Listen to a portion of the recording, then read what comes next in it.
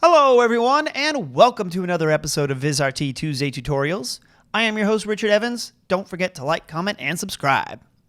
Today I'd like to show you how to record your outputs with Alpha Channel. Now in certain workflows, it's great to record your show as a clean feed, meaning removal of any graphics from your downstream keyers so that your show can be rebranded later on. Now today's tutorial allows you to cover the flip side of this, meaning recording your show with only the graphics from your downstream keyers to use as needed. Now there's a ton of other different scenarios that can be used in this example, like say virtual sets, augmented reality elements, and a bunch of others that only you legends working with a TriCaster can fill in. So, let me show you how it's done, son.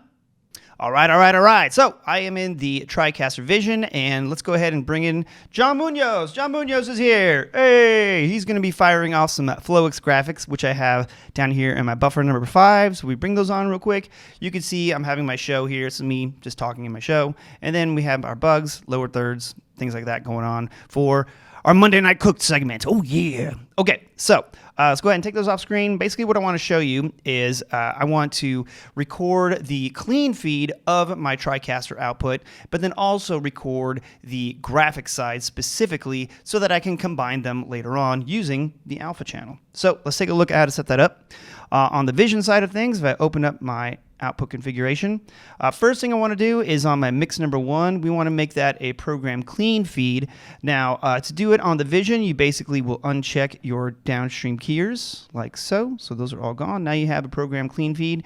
If you're running off, let's say like a TriCaster 2, etc., basically if you click this drop down on the video side, there'll be an option for program clean, which will get rid of all of your downstream keyers. Okay, so cool. We got that one set up, and then in my mix number 2, now what I'm going to do is I'm going to select under my buffers, since I have them set up on buffer number 5, put those there, so you'll see that all of the keys are grayed out because I'm recording a specific source.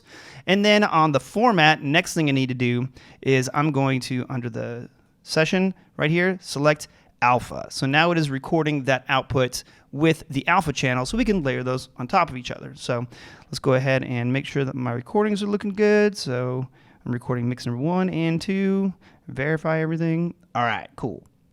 So from here, let's go ahead and just record the show. So we're rolling. All right, and we're live.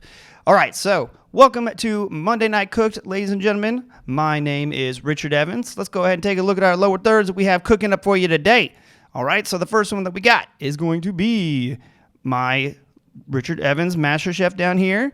And then we also have the bug up here at the top. And then we also have the other one that we have going on here. So there's my title. Oh yeah, Then, Now, Forever, Monday Night Cooked. Excellent. Okay, cool. That's enough blabber for me. Let's go ahead and turn that off.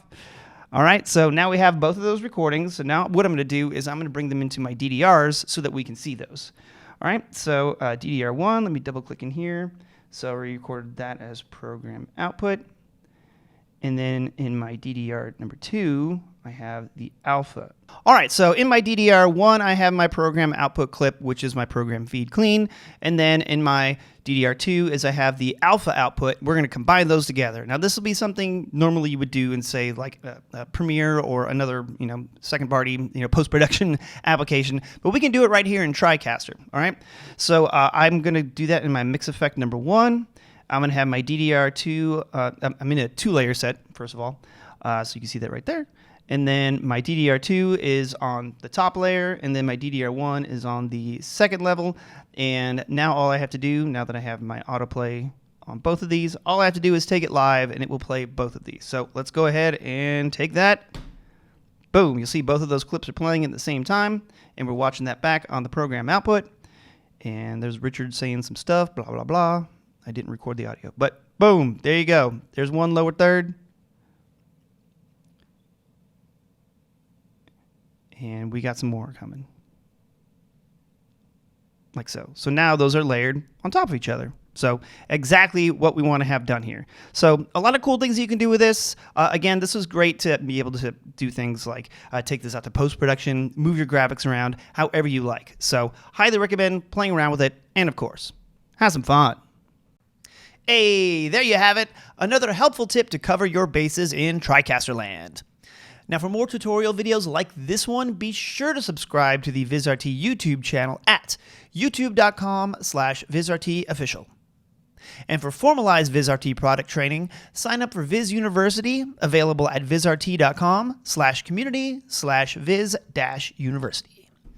And you can find even more information about VizRT products and services by contacting your local VizRT partner or checking out our website, vizrt.com. And if you are posting your work using VizRT products on social media, make sure that you tag us using the hashtags VizRT or TriCaster. I make the tutorials, but y'all do the hard work, and I love seeing what y'all put together. Much respect. Keep it up, legends.